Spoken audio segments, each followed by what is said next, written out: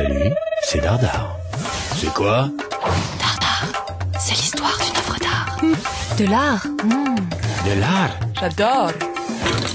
Il fut un temps où ce portrait de Walter Mehring, du peintre allemand Georges Grosz, était considéré comme de l'art dégénéré. C'était pendant le Troisième Reich.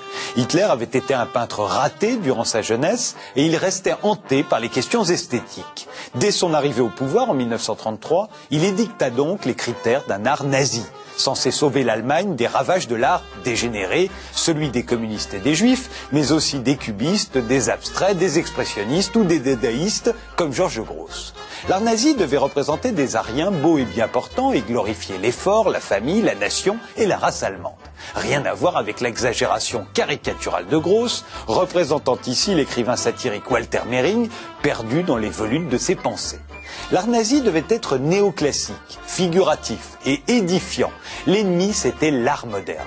Hitler n'avait-il pas écrit dans Mein Kampf que l'art moderne est le produit de dégénérés spirituels et des hallucinations de lunatiques ou de criminels? Des centaines d'artistes furent donc interdits par les nazis, dont Picasso, Van Gogh, Kandinsky, Chagall, Otto Dix ou Georges Grosz, qui avaient fui aux États-Unis.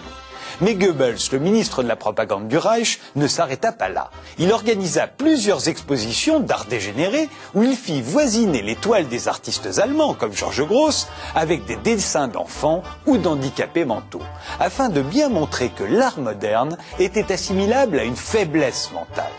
Et en 1939, lors d'une vente à Lucerne, en Suisse, tout fut vendu aux enchères. Conservateurs et collectionneurs du monde entier purent racheter aux nazis, à bas prix, des tableaux comme le portrait de Walter Mehring.